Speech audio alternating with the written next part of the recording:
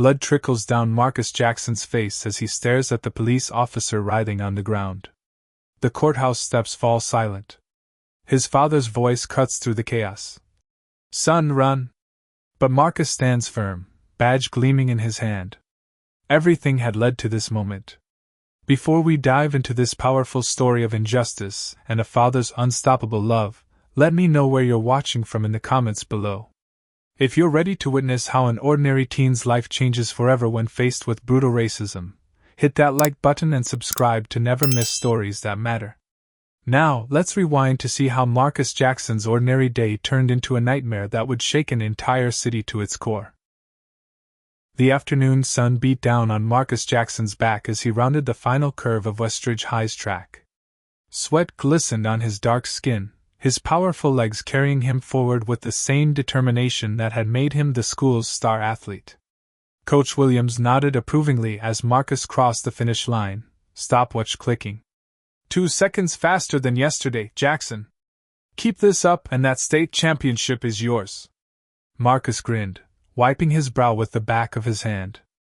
At 17, he stood 6'1", with a lean runner's build and bright, intelligent eyes that reflected his dual passions of track and academics. The scholarship offers were already rolling in, his ticket out of Charleston, South Carolina, to something bigger. Thanks, Coach. See you tomorrow. Marcus grabbed his water bottle and backpack, waving to his teammates as they continued their drills.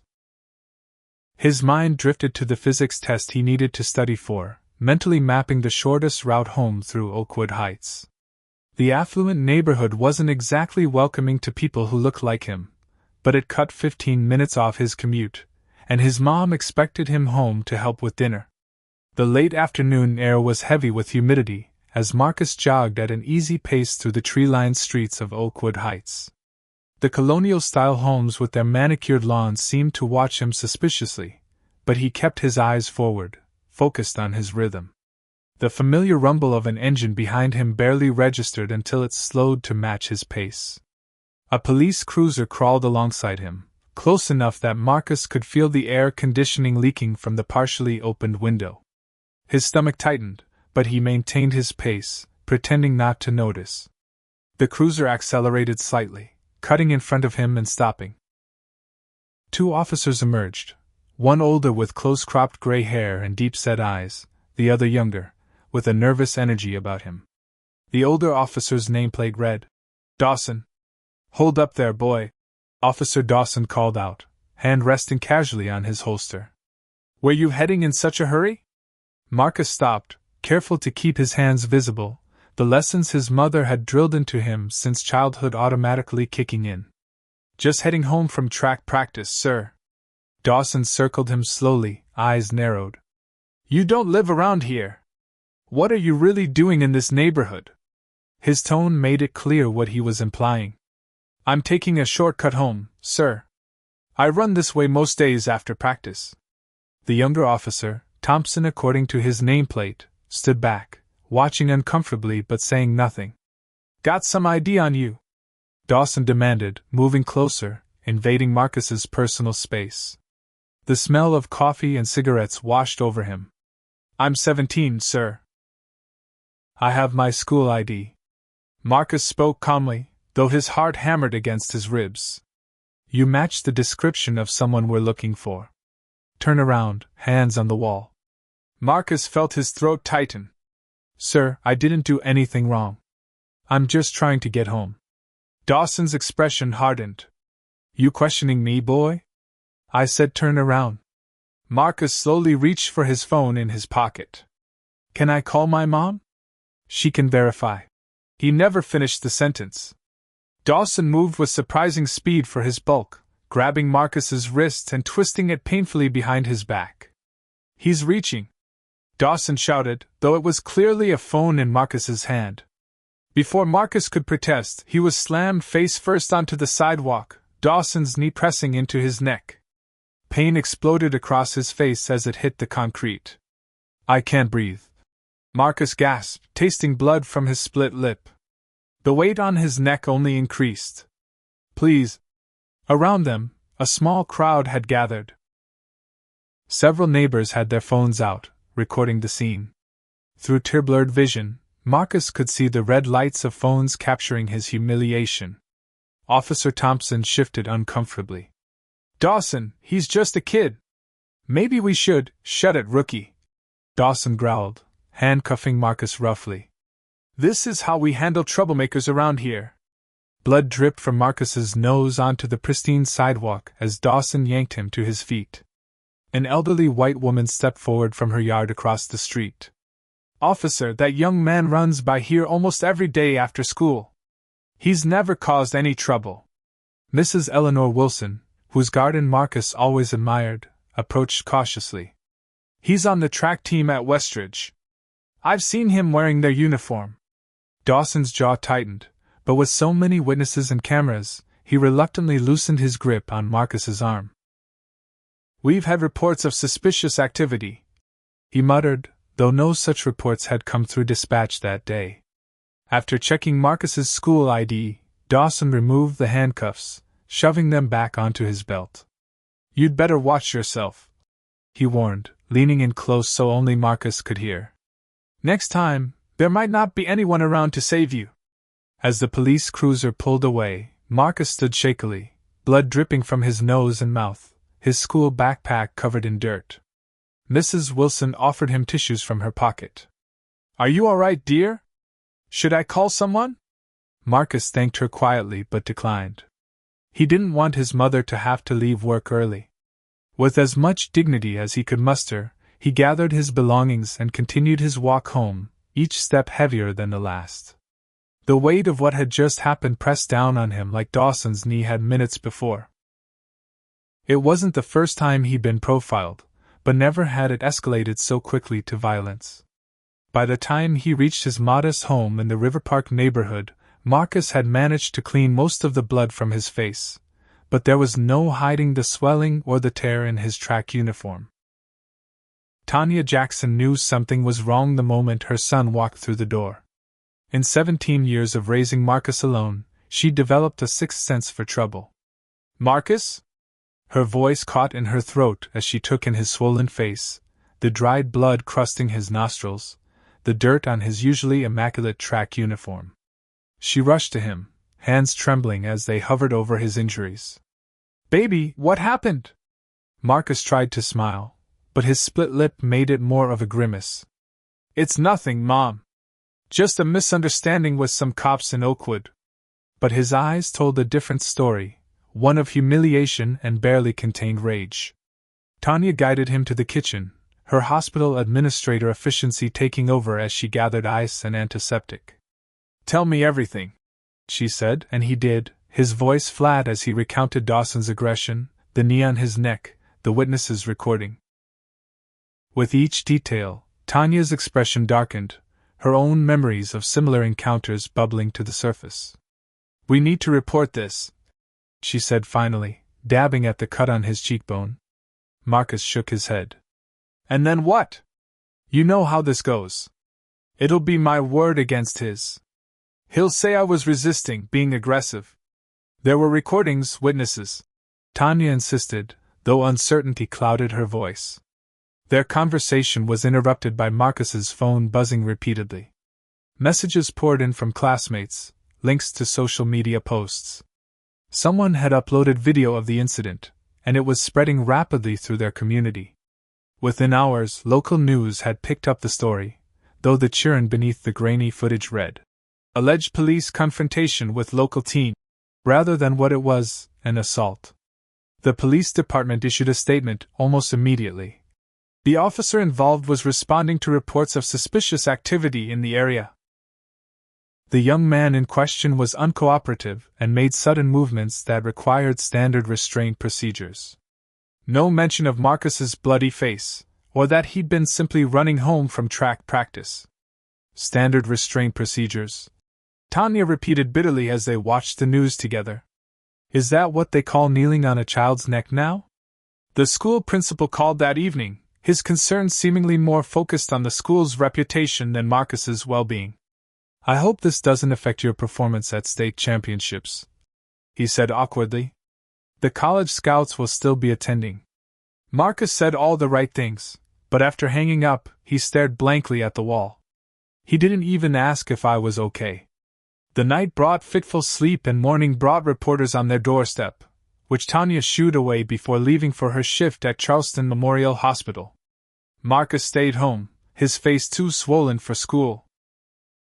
By afternoon, he'd learned through social media that Officer Dawson had multiple complaints filed against him by black residents, all dismissed.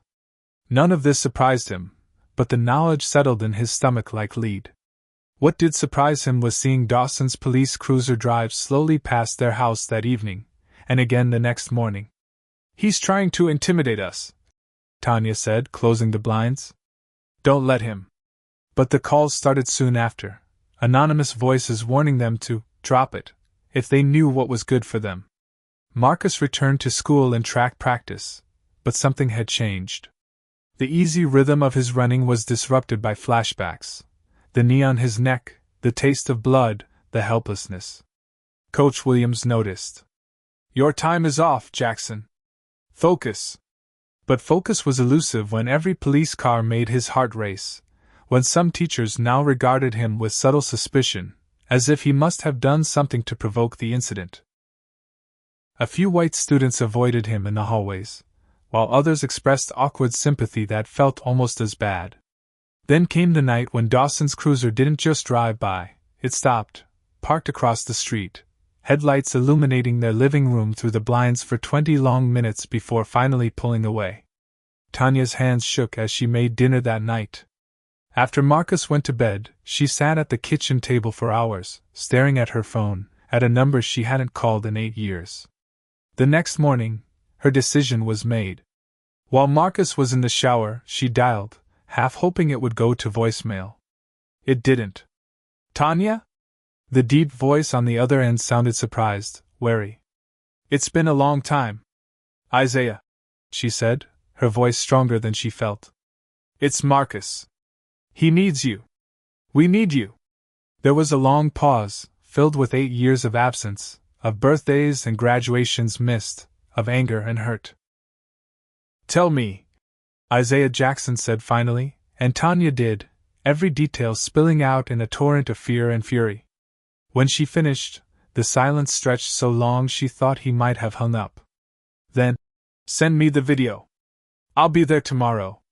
Tanya felt something loosen in her chest, relief, yes, but also apprehension. Isaiah had always been intense, even before his last deployment had broken something fundamental in him. What would his return mean for them now? For Marcus, who had stopped asking about his father years ago. For the fragile peace they'd built in his absence? But as she glanced at Marcus's track trophies lined up on the shelf, at the college brochures scattered on the coffee table, at the future that seemed suddenly precarious, she knew they needed Isaiah's particular skills. Because Dawson wasn't going to stop, and next time, her son might not come home at all. In a sparse Atlanta apartment, Isaiah Jackson watched the video for the 47th time, each viewing stoking the cold fury building inside him. The sight of his son, his boy, pinned to the ground, a cop's knee crushing his neck, blood pooling beneath his face, ignited something primal in Isaiah's chest. 8 years of carefully maintained distance collapsed in an instant. He paused the video on Officer Dawson's face, memorizing every feature, every line, every shadow. In his 15 years as a Delta Force operator, Isaiah had learned to read men, to spot the ones who enjoyed inflicting pain. Dawson's expression as he ground his knee into Marcus's neck told Isaiah everything he needed to know. The rhythmic tapping of Isaiah's fingers against the desk stopped abruptly as he opened a new browser window. Military training had taught him to gather intelligence before engagement, and old habits died hard. 3 hours and numerous calls to former colleagues later, Isaiah had a dossier on Richard Dawson that wouldn't exist in any official record. Complaints buried, witnesses intimidated, evidence lost. Most disturbing was the pattern that emerged. Dawson wasn't a lone wolf but part of a small, coordinated group within the Charleston PD that systematically targeted minorities, protected by a Captain Gerald Reynolds. Isaiah packed methodically, surveillance equipment, encrypted communications devices, a few items from his private security consulting business. Nothing that would raise eyebrows at TSA, nothing that could be traced back to him. As the headlights of passing cars swept across his apartment walls, Isaiah was transported back to his own encounters with racist police, once as a teenager in South Carolina, again as a decorated soldier home on leave. Different decades, same story. The flight to Charleston was short, the car rental transaction cash only. By nightfall, Isaiah was installed in a nondescript apartment in a middle-class neighborhood, close enough to both the Jackson home and the police precinct. The reunion with Tanya was awkward, laden with unspoken recriminations and lingering affection. But it was Marcus's face, so like his own but harder, wary, that hit Isaiah like a physical blow. The boy he'd left at 9 was now nearly a man, tall and lean, with eyes that held both Tanya's intelligence and a wariness that was entirely new. "Why are you here now?" Marcus asked bluntly, arms crossed over his chest, keeping the kitchen island between them like a barrier. 8 years of nothing, and suddenly you care? Isaiah accepted the accusation without flinching. He deserved it and more. "I've always cared, son. Leaving was about protecting you, not abandoning you." Marcus scoffed. "From what? What exactly were you protecting us from by disappearing?" Isaiah looked to Tanya, who nodded slightly. Some truths were overdue. "From me," Isaiah said simply. "From what I became after my last deployment. The nightmares, the rage blackouts. I couldn't control it. I wouldn't risk hurting you or your mother." He gestured to Marcus's bruised face. "But this I can help with. This is something I know how to fight." Isaiah pulled out his phone, showing Marcus what he'd already discovered about Dawson. "He's got 6 complaints of excessive force against black suspects in the last year alone. All buried. He's protected by his captain and 3 other officers who run a little fiefdom in their precinct. They think they're untouchable." Marcus's posture remained rigid, but curiosity flickered in his eyes. "So what? You're going to, what, beat him up? Get yourself arrested? Then disappear again when it gets tough?" The accusation stung, but Isaiah nodded toward the kitchen table, where he'd laid out a different kind of battle plan. "I'm going to expose them. Legally. With evidence no one can ignore or bury." He explained his approach: surveillance, documentation, building a case that would stand up to scrutiny. "I've spent 8 years in private security, Marcus. I know how to do this right." For the first time, uncertainty replaced hostility in Marcus's expression. "They put Dawson on desk duty, but everyone says he'll be back on patrol in a week. He drives by our house, Mom's getting threatening calls." Isaiah's jaw tightened. "That stops now. But I need your help, your trust." Marcus hesitated, then nodded curtly. "Not forgiveness, not yet, but a beginning. I've got homework," he said, retreating to his room. As his door closed, Isaiah exhaled slowly. Tanya watched him, her expression complex. "He has your stubbornness," she said finally. "And your sense of justice. It's been hard on him, growing up without you." Isaiah nodded, the weight of those missed years heavy on his shoulders. "I'm sorry, Tanya. For everything." She offered a tired smile. "I know. But it's Marcus who needs to hear it. Really hear it." Later that night, as Isaiah set up surveillance equipment in the spare room, he heard Marcus pause outside the door. "Dad?" The words sounded unfamiliar on his son's lips. "When I was 10, a cop stopped me and my friends for riding bikes in the park after sunset. He made us all lie face down while he checked for warrants on our parents. I was the only black kid there.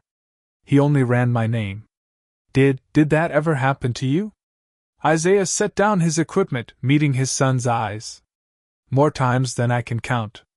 First time I was 8, playing in my own front yard. Something passed between them, a shared experience neither had chosen. It doesn't make it right," Isaiah said quietly. "And it stops with Dawson. If you're watching this story unfold, I need to know, have you or someone you know ever experienced racial profiling?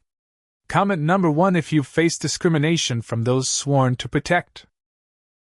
Comment number 2 if you believe these incidents are isolated problems, not systemic issues. Hit that like button if you think every parent would go to the same lengths as Isaiah to protect their child, and subscribe to see more stories that expose hard truths about our society. What would you do if you were in Marcus's position? Would you trust a father who abandoned you to suddenly fight your battles? And what will happen when Isaiah's investigation puts his family in the crosshairs of corrupt cops with everything to lose? Let's continue this journey together. Dawn found Isaiah perched on a rooftop across from Richard Dawson's modest suburban home, high-powered camera in hand. Military habits died hard, reconnaissance first, then strategic planning. He watched as Dawson emerged at 6:15, dressed in civilian clothes, carrying a gym bag. Isaiah followed at a distance, documenting as Dawson met with 3 other officers at a diner well outside their jurisdiction. Captain Gerald Reynolds joined them 15 minutes later. They spoke intensely for 40 minutes, too far away for Isaiah to hear, but their body language told a story of conspiracy. That night, while Marcus slept and Tanya worked the night shift at the hospital, Isaiah broke into Dawson's empty house with practiced ease. Inside, he found what he'd suspected: racist memorabilia hidden in a closet, including a framed Confederate flag and literature from white nationalist groups. More damning was a leather-bound journal in Dawson's desk drawer, meticulously documenting his encounters with minorities, complete with racist commentary and notes on how evidence had been manipulated. Isaiah photographed everything without disturbing it, his training allowing him to move through the house like a ghost. Meanwhile, Marcus attempted to return to normal school life, but normalcy had been shattered. Some teachers watched him with newfound suspicion, as if his victimhood had somehow made him dangerous. Others expressed awkward sympathy that felt patronizing.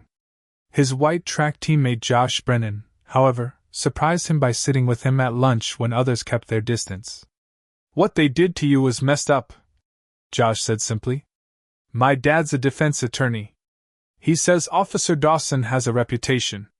That small act of solidarity cost Josh with some of their teammates, who had family in law enforcement, and had chosen sides accordingly. Coach Williams remained focused solely on Marcus's performance, which had suffered in the aftermath of the assault. "Whatever's going on outside this track, leave it there," he advised gruffly. "Channel that anger into speed." But leaving it outside proved impossible when Tanya called Marcus during afternoon classes, her voice tight with controlled fear. "They're saying there have been complaints about my work. Suddenly my performance reviews from last year are being questioned." Isaiah had warned them this might happen, pressure applied on multiple fronts. That evening, they gathered around the kitchen table as Isaiah shared what he'd found. Photographs of Dawson and his crew making illegal stops of black motorists, the journal entries, the secret meetings. "They're organized," Isaiah explained. "They target specific neighborhoods, specific demographics. They plant evidence when necessary. And Reynolds protects them, buries complaints, intimidates witnesses." Marcus studied the evidence, feeling sick. "So what do we do?" he asked. "We gather more evidence," Isaiah replied. "Build a case so strong no one can ignore it. And we protect ourselves." He showed them the security cameras he'd installed around their home, the system that would alert them to any police presence. "I've also swept for listening devices. Your phones are being monitored, so we'll use these instead." He handed them each a burner phone. Basic precautions. That night, as Isaiah checked the security feeds one last time before bed, he heard a sound from Marcus's room. A muffled cry, then rapid breathing. He found his son sitting upright in bed, sweat-soaked and trembling. "It was just a dream," Marcus said quickly, embarrassed. "I'm fine." Isaiah recognized the symptoms of post-traumatic stress all too well. "Panic attack?" he asked quietly, keeping his distance, knowing from experience how vulnerable these moments felt. Marcus nodded reluctantly. "It happens sometimes since, you know. I'll be fine." Isaiah sat on the edge of the bed. "Try this," he said, demonstrating a breathing technique he'd learned during his own recovery. 4 counts in, hold for 7, out for 8. Focus on the counting. They breathed together in silence until Marcus's shoulders relaxed slightly. Does it ever go away? Marcus asked finally. The fear? Isaiah considered lying, offering false comfort, but his son deserved honesty. Not completely. But it becomes manageable. You learn to use it, channel it. He hesitated, then added, I should have been here to teach you these things sooner. I'm sorry, son. Marcus didn't respond directly, but he didn't pull away when Isaiah briefly squeezed his shoulder before leaving. The next day brought confirmation of their surveillance. Tanya found an anonymous note in her locker at work. Drop the complaint or find another job. Isaiah photographed it for evidence, his expression grim. They're escalating, he noted. Meanwhile, Marcus faced his own challenge at school when he discovered his locker vandalized with racial slurs. Josh helped him clean it before most students arrived, his face flushed with secondhand shame. My dad says he's willing to help if you guys need legal advice, he offered. Isaiah's network of contacts expanded their intelligence gathering. His former Delta Force teammate, now working for a private intelligence firm, provided background on Captain Reynolds, including offshore accounts that didn't match his police salary. Another contact at the ACLU shared a pattern of similar cases across the state, suggesting a wider network of corruption. As they assembled the pieces, a clearer picture emerged. Reynolds and his crew weren't just racist cops abusing their power, they were running a sophisticated operation that targeted minorities for arrests, seized assets through questionable means, and silenced complaints through intimidation. The breakthrough came when Isaiah identified Dawson's pattern of surveillance before making arrests. Before targeting a home for a drug raid, Dawson or one of his associates would watch the property for several days, noting comings and goings. Isaiah spotted this behavior in a predominantly black neighborhood across town and immediately began counter-surveillance. They're setting someone up, he told Tanya and Marcus that evening.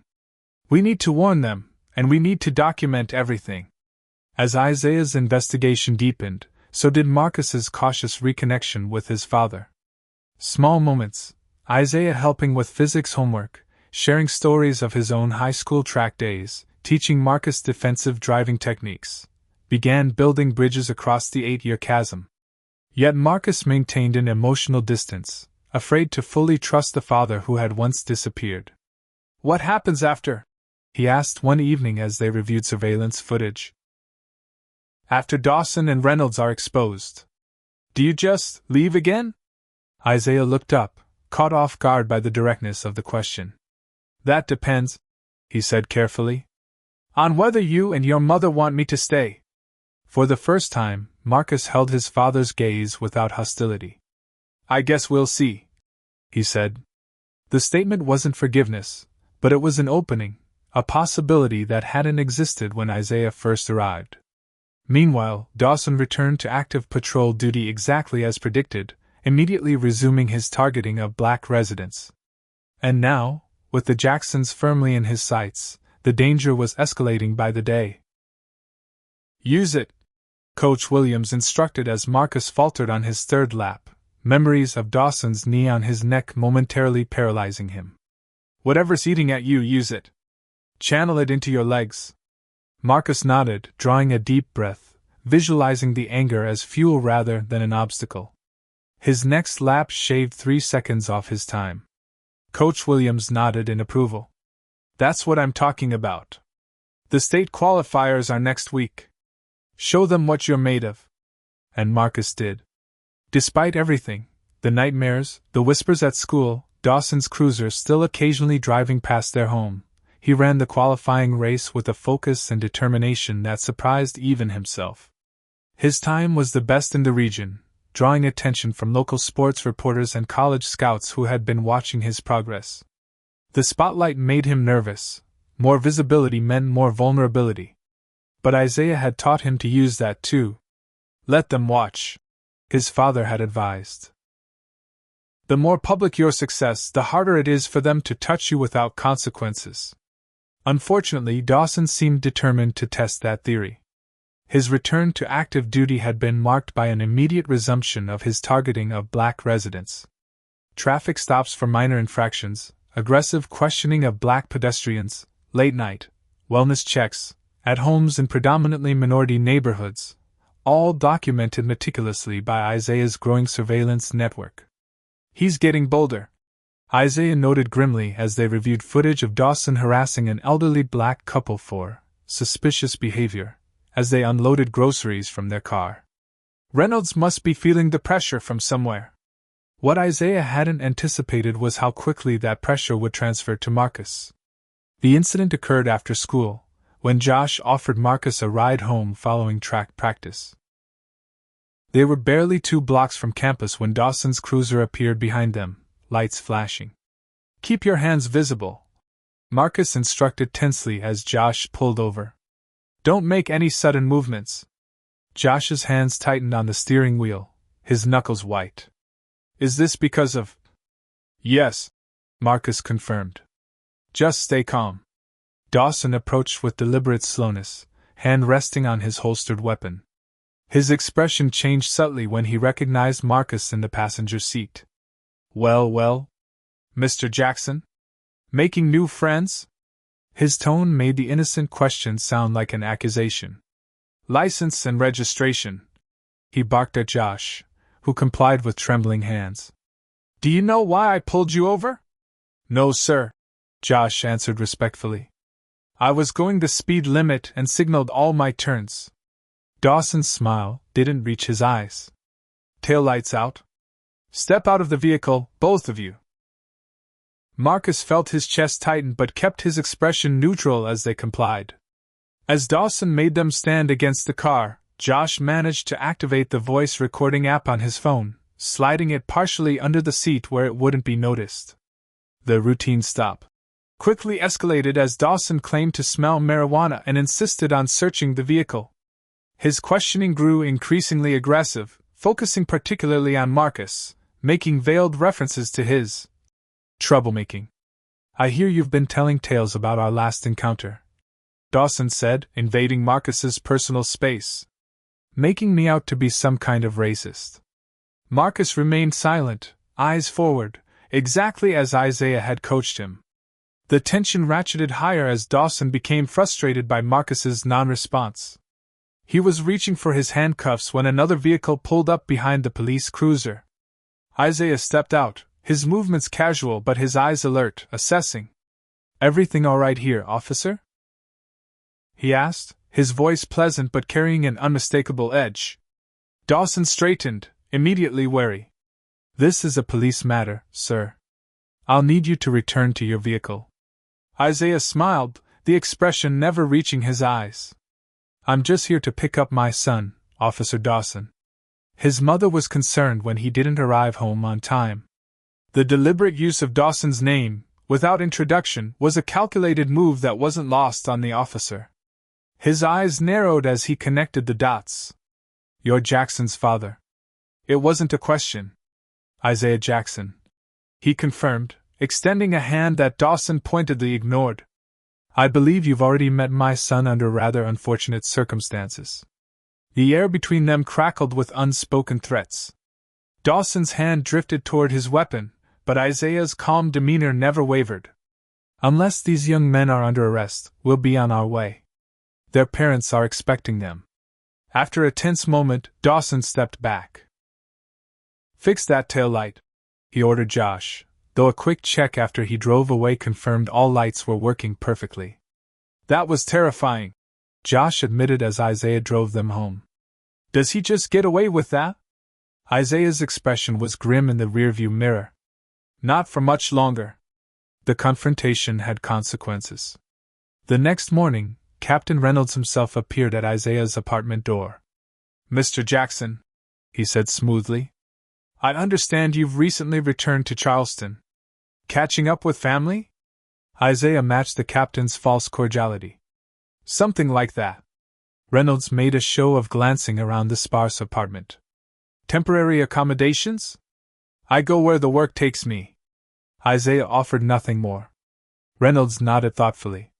"Speaking of work, I hear you were military. Special forces?" "Something like that." Isaiah repeated, making it clear he wouldn't be baited into revealing information. Reynolds's friendly facade slipped slightly. Charleston's a small community, Mr. Jackson. We take care of our own here. It would be a shame if your son's promising athletic career was derailed by unfortunate accidents. Teenagers can be so reckless, especially when they're angry.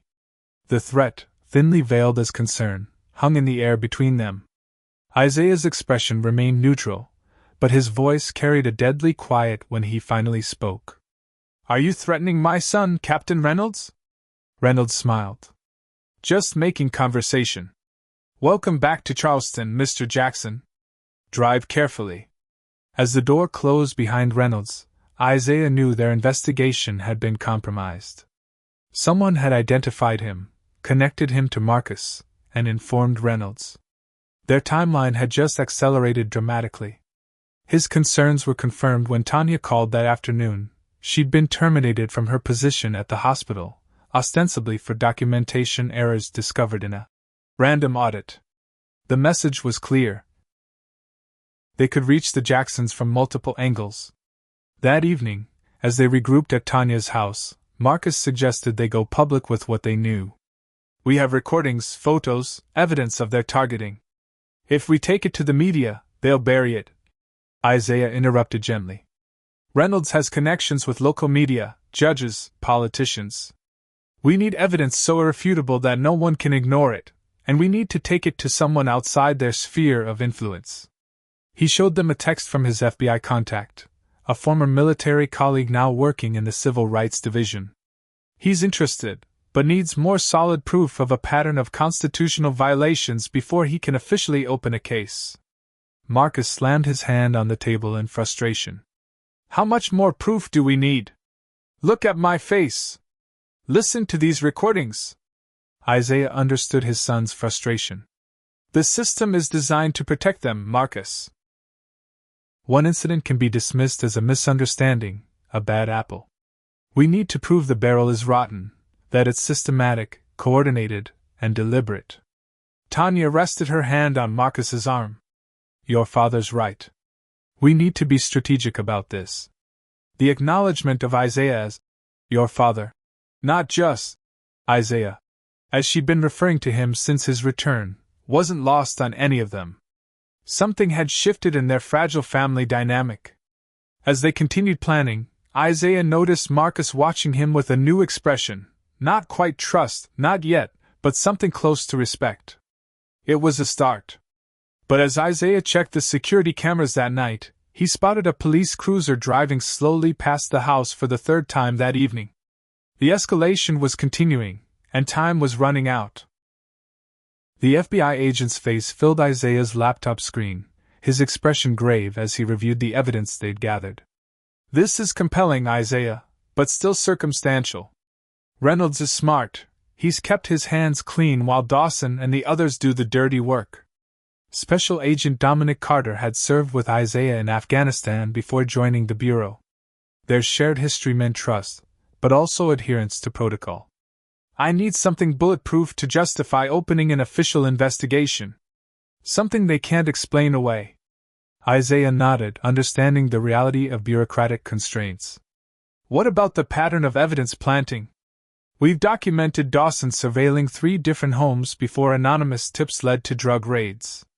Carter frowned. Without proof the drugs were planted, it's still their word against yours. And judges around here tend to believe cops. The conversation left Isaiah frustrated but determined. They needed stronger evidence, and they needed it quickly before Reynolds could dismantle their support network. The breakthrough came unexpectedly, through Marcus. During lunch period, he overheard a group of students discussing Officer Dawson. That's the cop who roughed up my cousin last month, a junior named Dion explained. Claimed he had weed in his car, but my cousin doesn't even smoke. Another student, Jalisa, nodded. He stopped my dad twice in 1 week. Second time he found a gun in our trunk that definitely wasn't ours. Dad's still fighting the charges. By the end of the day, Marcus had identified 5 other students with similar stories, all involving Dawson or one of the officers in Reynolds' circle, all following the same pattern of questionable stops and evidence that appeared from nowhere. That evening, Marcus presented his findings to Isaiah and Tanya. "They're all targeting Black and Latino kids from the South Side," he explained. "And it gets worse. Josh's dad represented 2 clients last year with identical situations. Both swore the drugs weren't theirs." Isaiah's eyes lit up with grim satisfaction. "This is the pattern we need. Josh's father, would he be willing to share case details?" Marcus nodded. "Josh says he's furious about what happened to me. He's already offered to help." Attorney David Brennan proved to be a valuable ally.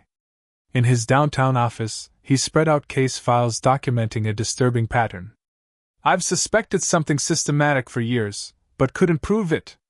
Individual cases look isolated, but together." He gestured at the timeline they'd created, showing clusters of arrests in specific neighborhoods, all following the same methodology. "Reynolds is smart.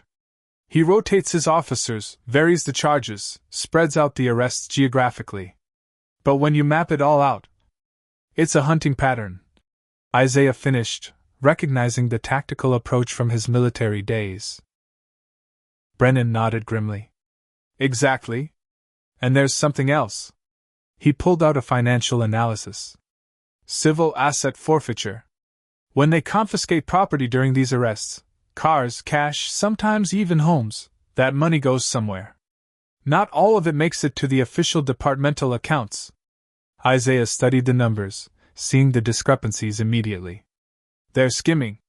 Taking their cut before reporting the seizures." This added a financial motivation to the racial targeting, a corrupt profit scheme disguised as law enforcement. As they expanded their investigation, Isaiah taught Marcus and Josh basic surveillance techniques. "Always have multiple observation points. Never maintain visual contact for too long. Rotate positions frequently." The teenagers proved to be natural investigators, their youth making them less conspicuous as they documented Dawson's daily activities and illegal stops. Meanwhile, Tanya organized community meetings in trusted homes, gathering testimonies from other victims. Reynolds responded by increasing pressure. Police cruisers now regularly parked outside their home, officers visibly taking photos of visitors. Marcus's school locker was searched repeatedly for anonymous drug tips that never yielded results. Isaiah's apartment was broken into, though nothing was taken, just a warning that privacy was an illusion. The threats culminated in a late-night incident that changed everything. Marcus woke screaming from a nightmare about Dawson, the memory of the knee on his neck transforming in his dream to something deadlier. He was surprised to find Isaiah already in his doorway, alert and watchful. "You were guarding my room?" Marcus asked, still shaking from the dream. Isaiah moved to sit on the edge of the bed. "Just checking the perimeter. Old habits." But the slight darkening under his eyes suggested he'd been keeping watch for some time. "Want to talk about it?" he asked quietly. Marcus hesitated, then nodded. "In the dream, he doesn't stop. The knee stays there until I can't breathe anymore, and no one stops him." Isaiah's face tightened with controlled rage, then softened. "I should have been here," he said quietly. "All these years I should have been teaching you how to navigate this world safely." The admission opened a door Marcus had kept firmly shut. "Why did you really leave, Dad?" "Mom said PTSD, but..." Isaiah looked down at his hands.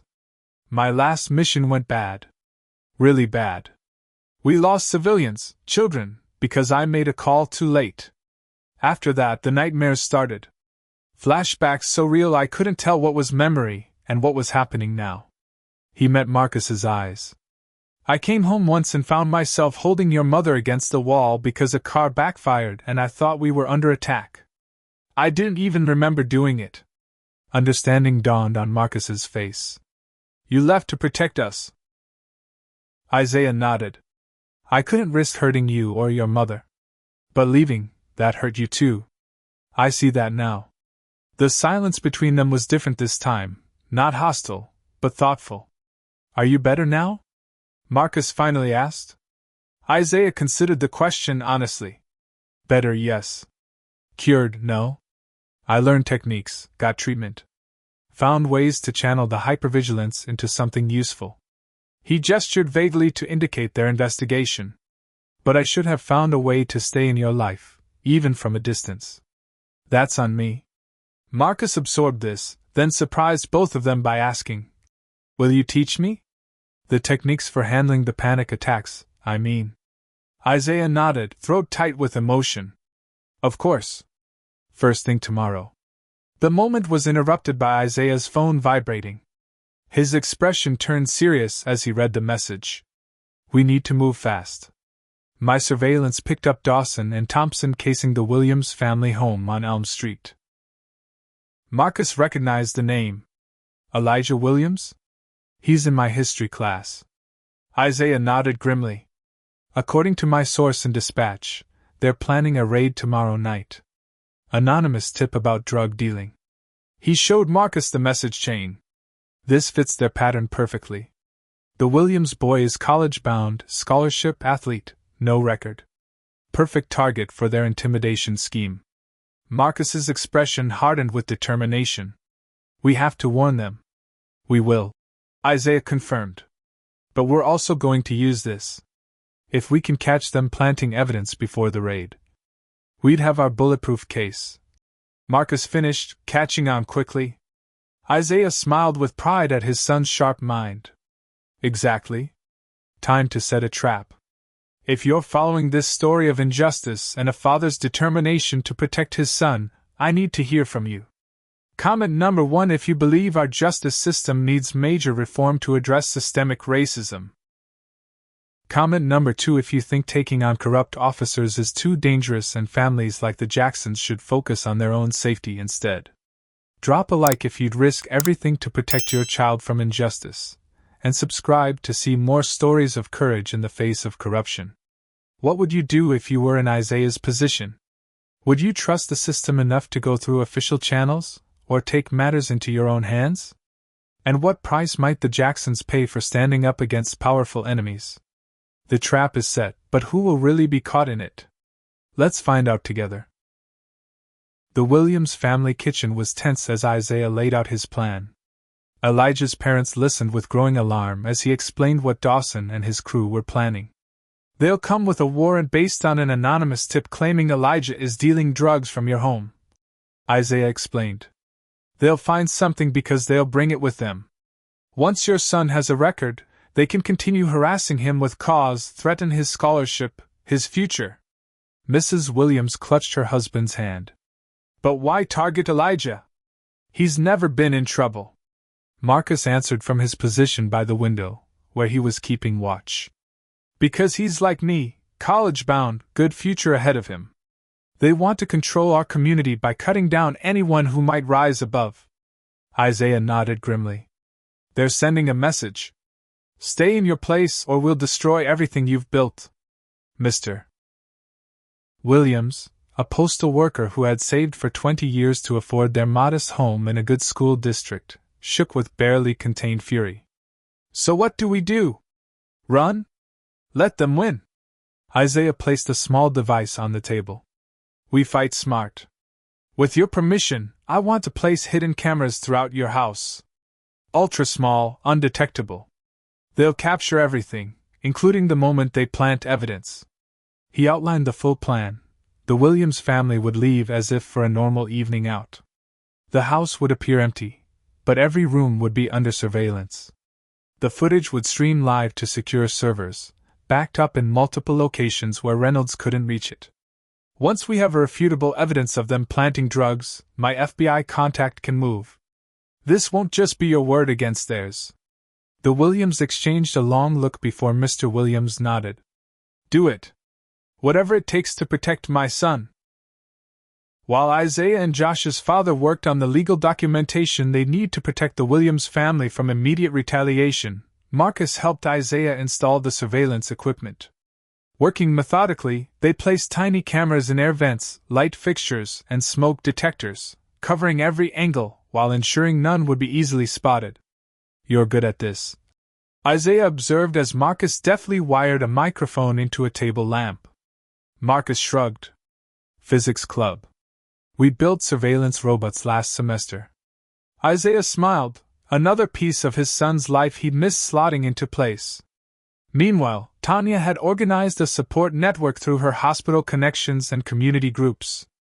Safe houses were arranged in case the Williams needed to relocate temporarily after the operation. Isaiah's military precision merged with the community's determination, creating a web of protection and accountability. The night before the planned raid, Marcus couldn't sleep. He paced his bedroom, second-guessing every aspect of their plan. What if the cameras failed? What if Dawson somehow detected them? What if Reynolds had bigger connections than they realized, powerful enough to bury even irrefutable evidence? When Isaiah checked on him at midnight, he found his son sitting on the edge of his bed, staring at his track trophies. Having doubts? Isaiah asked, sitting beside him. Marcus nodded. What if we make things worse? What if they come after the Williams family harder? What if they come after us? Isaiah considered his answer carefully. Fear is natural before an operation. I felt it before every mission. The trick isn't eliminating fear, it's using it to sharpen your focus. He pointed to the medals and trophies lining Marcus's shelf. Before a big race, are you ever scared? Marcus nodded. Every time. But you run anyway. It wasn't a question. Because the fear makes me faster, Marcus admitted. Exactly. Fear is energy. Channel it properly, and it becomes fuel. Isaiah paused, choosing his next words carefully. There are no guarantees, son. Reynolds and his crew are dangerous, and they've operated unchecked for years. But sometimes standing up is the only choice, even when you're afraid. Marcus absorbed this, then asked the question that had been haunting him. Is that why you left? Because you were afraid you'd hurt us? Isaiah's breath caught at the directness. Partly, he admitted. But I was wrong about how to handle that fear. I should have found another way. The honesty hung between them, neither awkward nor comfortable, simply true. As dawn approached, Marcus finally dozed off, Isaiah keeping watch from the hallway like he had many nights since returning. The next day unfolded according to plan. The Williams family left their home at 5:30, dressed for a dinner out, security cameras recording their normal departure. Isaiah, Marcus, and Josh established surveillance points around the neighborhood, communicating via encrypted channels. Tanya coordinated with their community support network, ensuring witnesses were positioned strategically. At precisely 8:15, just as Isaiah's police source had indicated, 3 unmarked police vehicles and 1 patrol car approached the Williams residence. Dawson and Thompson led the team, accompanied by 2 officers Isaiah had identified as part of Reynolds' corrupt circle. They have a warrant, Isaiah confirmed, watching through high-powered binoculars as Dawson waved a document. Right on schedule. They observed as the officers performed a cursory knock, then used a battering ram despite having been provided a key by the Williams family through their attorney. Unnecessary force for the neighbors to see, Isaiah noted, creating the impression of a dangerous criminal household. The team entered, beginning a methodical search that played out on the live feed from the hidden cameras.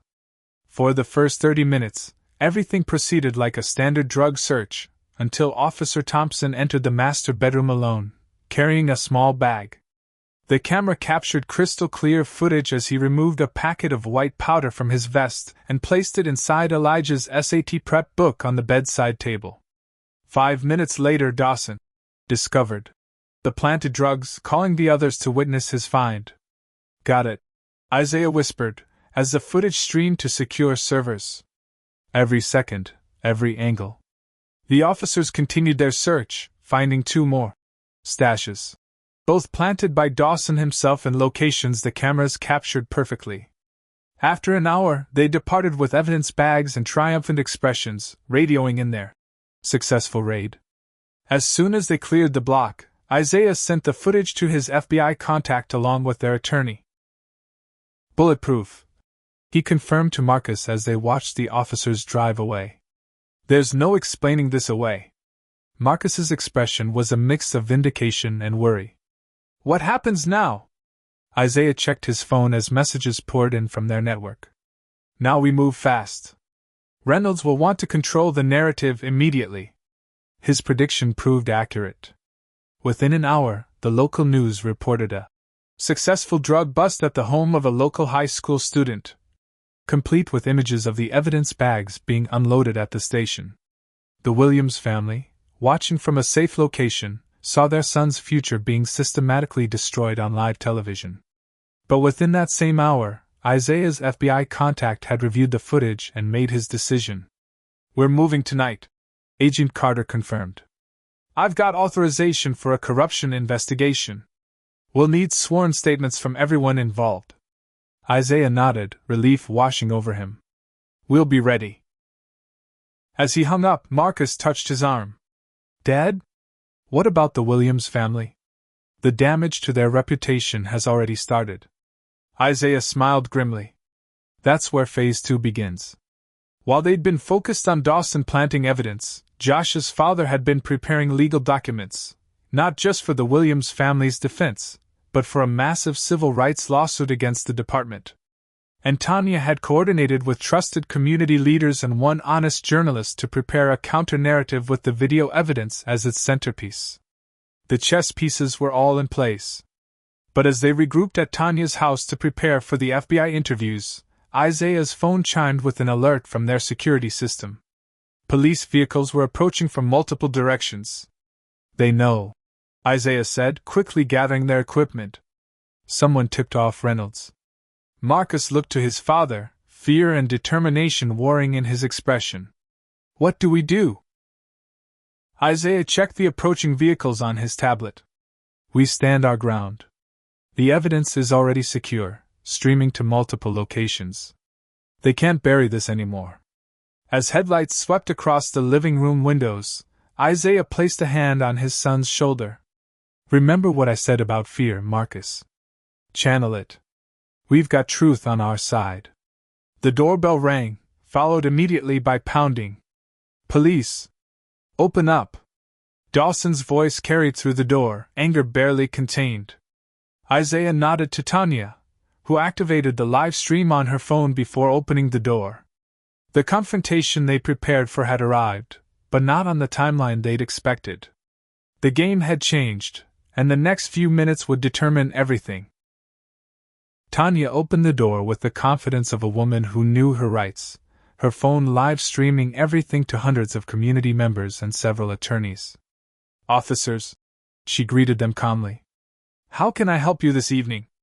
Dawson's face was flushed with barely contained rage as he took in the scene, Tanya's phone obviously recording, Isaiah standing protectively near Marcus, their composed expressions suggesting they'd been expecting this visit. We have questions regarding your interference in a police investigation, Dawson stated, attempting to push past Tanya into the house. Step aside, ma'am. Isaiah moved forward. Do you have a warrant, Officer Dawson? The question stopped Dawson momentarily. We don't need a warrant to question witnesses. Isaiah's smile didn't reach his eyes. You need a warrant to enter our home. Are we under arrest? If not, we're happy to speak with you right here. He gestured to the front porch, where neighbors had begun to emerge from their homes, phones raised to record the confrontation. Dawson hesitated, then stepped back. Mr. Jackson, we have reason to believe you've been interfering with official police business. Specifically, tampering with a crime scene at the Williams residence. Marcus spoke up, his voice steadier than he felt. You mean the crime scene where you planted drugs to frame an innocent teenager? The accusation hung in the air as more police vehicles arrived. 3 additional officers joined Dawson on the porch, creating an intimidating presence. Thompson, Dawson's rookie partner, looked increasingly uncomfortable as he noticed the growing crowd of witnesses. These are serious accusations against respected officers. Dawson snarled. You'd better have proof before throwing around slander. Isaiah's phone buzzed in his pocket, Agent Carter confirming the FBI was en route, but still 15 minutes out. They needed to stall. We have more than proof, Isaiah replied calmly. We have high-definition video of you and Officer Thompson planting evidence in 3 different locations in the Williams home. That footage is currently being reviewed by federal authorities. For the first time, uncertainty flickered across Dawson's face. He exchanged glances with the other officers, a silent communication passing between them. Then his expression hardened as he reached for his weapon. You're under arrest for obstruction of justice and interfering with a police investigation. Everything happened at once. Marcus stepped between his father and Dawson. Tanya shouted, "No!" as Dawson raised his weapon. Neighbors gasped and moved closer, still recording. Isaiah reached for Marcus, trying to pull him back. Then a new voice cut through the chaos. "Stand down, Dawson!" Sergeant Miller, a 20-year veteran of the force not part of Reynolds' circle, pushed through the gathered officers. "Holster your weapon. Now." Dawson's hand trembled on his gun. "You don't understand, Sarge. These people are interfering with, I said stand down." Miller repeated, his voice leaving no room for argument. "There are 20 civilians recording this. Think." The moment stretched taut as Dawson weighed his options. Finally, he lowered his weapon, though his expression promised this wasn't over. As the tension fractionally decreased, more police vehicles arrived, officers responding to calls from concerned neighbors. The situation was quickly becoming a standoff between those loyal to Reynolds and those who weren't part of the corrupt circle.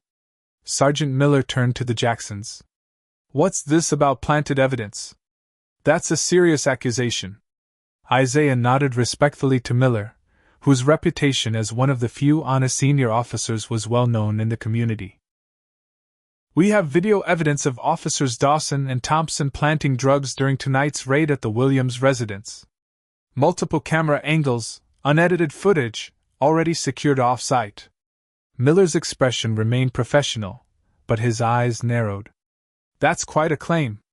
I need to see this evidence." "It's being reviewed by the FBI right now," Tanya interjected, her phone still recording everything. "Agent Dominic Carter, Civil Rights Division." The mention of the FBI caused a ripple among the gathered officers. Some looked alarmed, others confused. Thompson, the rookie, took a step back from Dawson, creating physical distance that spoke volumes. Captain Reynolds arrived minutes later, his unmarked SUV screeching to a halt at the curb. He took in the scene with cold calculation, the divided officers, the recording neighbors, the composed Jackson family. "What's the situation here?" he demanded, radiating authority. Dawson immediately appealed to his superior. "Sir, the Jacksons are making false allegations about tonight's drug bust. They're interfering with department business." Reynolds studied Isaiah with narrowed eyes, recognizing a formidable opponent. "Mr. Jackson, spreading false information about police operations is a serious offense." Isaiah met his gaze steadily. "So is orchestrating a conspiracy to violate citizens' civil rights under color of law. That's a federal crime, Captain Reynolds." He held up his phone. "Would you like to see what Officers Dawson and Thompson did tonight at the Williams residence? Or perhaps you'd prefer to wait for the FBI to show you. They're quite interested in those offshore accounts of yours as well." The color drained from Reynolds' face as he realized how much Isaiah knew. His recovery was quick, but not quick enough to escape notice by the more observant officers present, including Sergeant Miller. "These allegations will be investigated through proper channels," Reynolds stated flatly. "In the meantime, I'm placing all of you under arrest for obstruction." Before anyone could move, Isaiah spoke loudly enough for all recording devices to capture.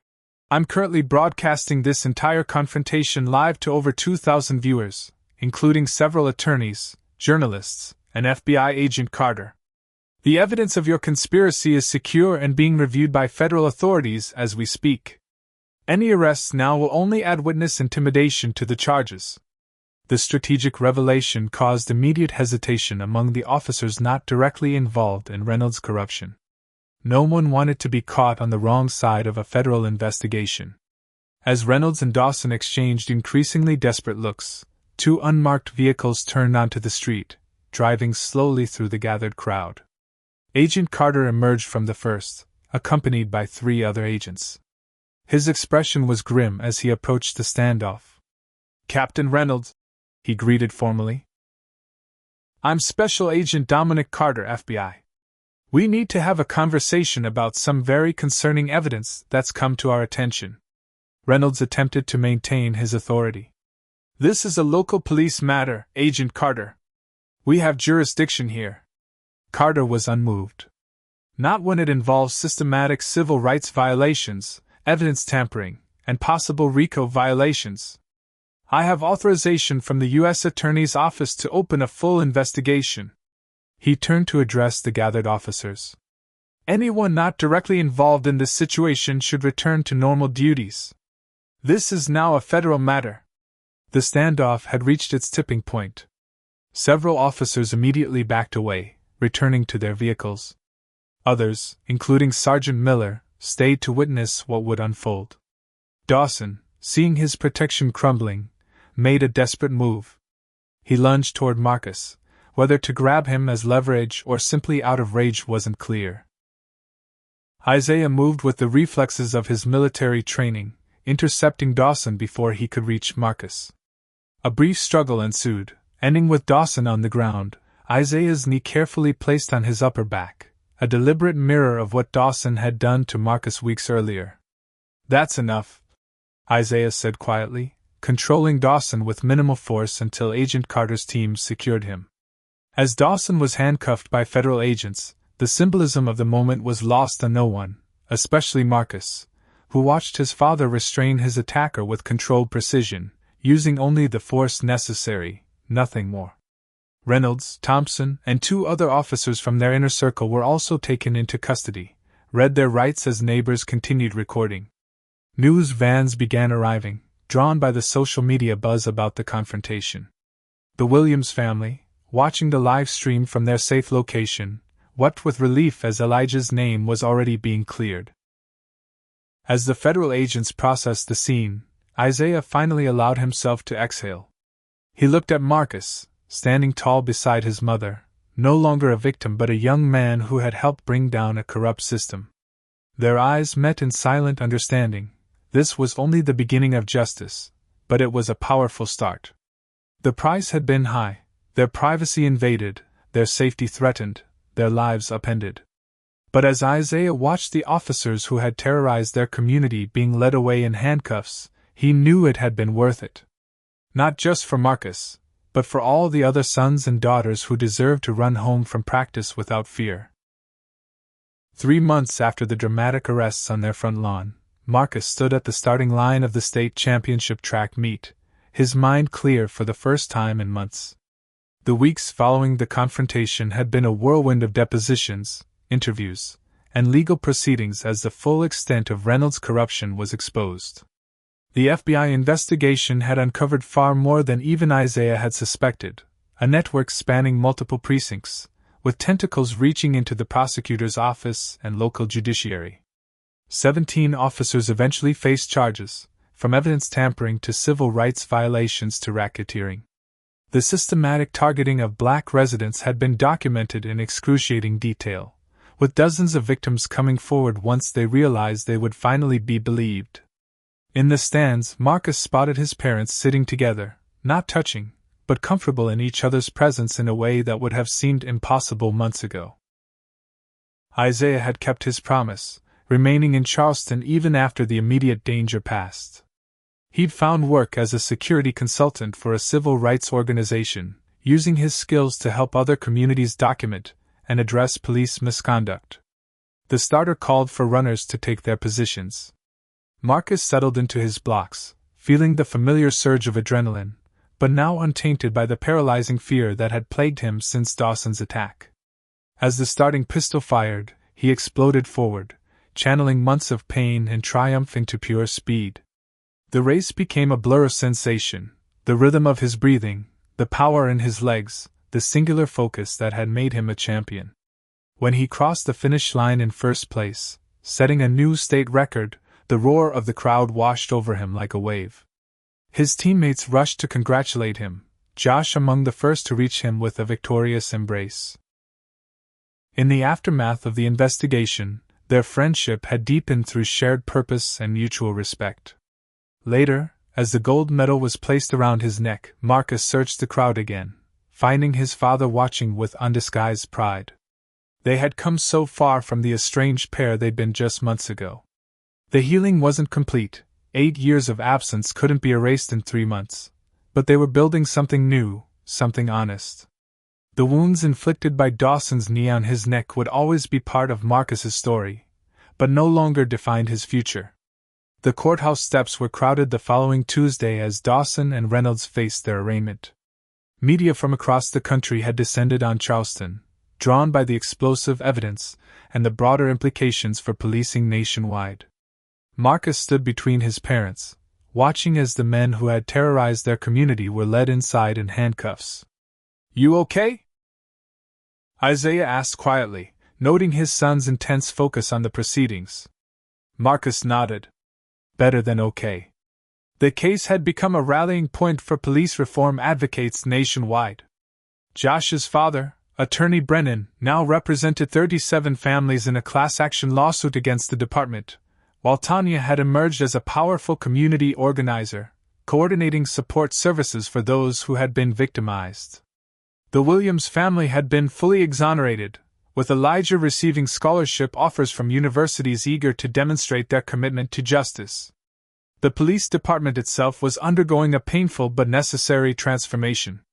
An interim chief had been appointed from outside the department, tasked with rebuilding from the ground up. Sergeant Miller, who had stood against Dawson that fateful night, was now heading a new community oversight committee. As they prepared to enter the courthouse, a young officer approached them hesitantly. Marcus tensed momentarily, old instincts dying hard. "Mr. Jackson?" The officer addressed Marcus directly, respectfully. "I'm Officer Rivera. I've been assigned as the department's new community liaison officer." He looked uncomfortable but determined. "I wanted to introduce myself and, well, to say I'm sorry for what happened to you. It wasn't right." Marcus studied the officer, surprised by the genuine regret in his expression. Not all officers were involved, he acknowledged carefully. But enough were that no one felt safe. Rivera nodded soberly. "I know. That's why I requested this assignment. We can't change what happened, but we need to rebuild trust. I was hoping you might be willing to help with that, share your perspective at some point." The request was unexpected. Marcus glanced at his father, who gave a slight nod of approval. "I'll think about it," Marcus replied, neither accepting nor rejecting the olive branch. Rivera thanked him and moved away, leaving the Jacksons to enter the courthouse together. The arraignment proceeded as expected, with both Dawson and Reynolds pleading not guilty despite the overwhelming evidence. As they were led away, Dawson locked eyes with Marcus briefly. The hatred was still there, but it no longer held any power. Outside afterward, reporters clamored for statements. Isaiah declined to speak, but Marcus stepped forward, surprising both his parents. 3 months ago, I was attacked for running while black," he began, his voice steady. "Today, I'm a state champion and heading to college next fall. But I'm one of the lucky ones." He gestured to the dozens of other victims and their families gathered on the steps. "Many lives were destroyed by these officers. Justice isn't just about punishing them, it's about acknowledging the harm done and rebuilding a system that works for everyone, regardless of their skin color." His eloquence and poise impressed the gathered press. As cameras flashed and reporters called follow-up questions, Isaiah placed a hand on his son's shoulder, a gesture of support, but also recognition that Marcus was charting his own path forward. That evening, as they shared a celebratory dinner, Marcus revealed his decision to change his planned major from engineering to pre-law. "I want to be part of fixing the system," he explained. "Not just for us, but for everyone." Tanya squeezed his hand, her eyes bright with unshed tears. "You'll be amazing." Isaiah nodded in agreement. The world needs more warriors for justice who understand what's at stake. His voice carried the weight of hard-won wisdom. "Just remember to live your life too. Don't let fighting the system become your whole identity." As they walked home through streets that felt safer than they had in years, Isaiah and Marcus lingered a few steps behind Tanya. "I'm proud of you, son," Isaiah said quietly. Not just for standing up to them, but for how you've carried yourself through all of this. You're stronger than I was at your age." Marcus absorbed the compliment, then asked the question that had been on his mind. "Will you stay? After the trials are over, I mean." Isaiah didn't hesitate. "As long as you and your mother want me here. I've missed too much already." The answer seemed to satisfy Marcus. As they approached their home, now free of surveillance vehicles and threatening presence, he made a decision. "I'd like that," he said simply. "We have a lot of catching up to do." The next morning, Marcus was invited to speak at a community forum on police reform. Standing at the podium, facing a room filled with citizens, officers, and officials, he saw his future stretching before him, not defined by victimhood, but by advocacy and strength. As he began to speak, he caught his father's eye in the audience. Isaiah nodded encouragingly, the gesture containing all the pride, regret, and hope that had characterized their journey. Marcus took a deep breath and told their story, not just of corruption exposed, but of a family rebuilt in the crucible of crisis. Because ultimately, that was the most powerful outcome of all, not just justice in the courts, but healing in the heart. What do you think would happen in your community if someone stood up against systemic corruption like the Jacksons did? Was Isaiah right to take such risks to protect his son and community, or should he have trusted the system to eventually work? Comment below with your thoughts on this story of injustice, courage, and a father's unstoppable love. If this story moved you or made you think differently about the challenges many families face, please hit that like button and subscribe to support more content that tackles important social issues. Share this video with someone who needs to hear that standing up for justice is always worth it, even when the cost seems too high. Thank you for joining me on this powerful journey through the shadows of injustice to the light of accountability and healing. This story illustrates powerful truths about justice, family, and courage in the face of systemic racism. First, it shows how racial discrimination doesn't just harm individuals, it damages entire communities when those sworn to protect abuse their power. Second, it demonstrates that meaningful change requires evidence, strategy, and collective action. Isaiah's military precision combined with community support created accountability where the system had failed. Third, we learn that healing and justice are interconnected journeys. As Marcus fought for external justice, he and Isaiah rebuilt their relationship, showing how confronting shared trauma can forge deeper connections. Fourth, the story reminds us that standing up against corruption carries real risks, but remaining silent enables further harm. Every person who documented abuses, shared testimonies, or simply witnessed the truth contributed to breaking the cycle. Finally, it teaches us that true justice isn't just about punishing wrongdoers, it's about rebuilding systems to protect everyone equally. When Officer Rivera reached out to Marcus, it represented the possibility of transformation through acknowledgement, accountability, and commitment to change. The path forward requires both addressing individual incidents and reforming the institutions that allow discrimination to flourish. What moments in your life have required you to stand up against injustice, even when it was difficult? Have you ever witnessed discrimination and wondered if speaking out would make a difference? This story shows that courage, strategy, and community can overcome even deeply entrenched corruption. If this narrative resonated with you, please hit that like button to help others find it. Subscribe to our channel for more powerful stories that illuminate social issues we can't afford to ignore. Share this video with someone who needs encouragement to speak their truth or anyone working to create change in their community. Your comments matter too. Tell us about heroes in your community who are building bridges or fighting for justice. Thank you for walking alongside Marcus and Isaiah through their journey from trauma to triumph. Remember, even when the path seems impossible, standing for truth creates ripples that can transform entire systems.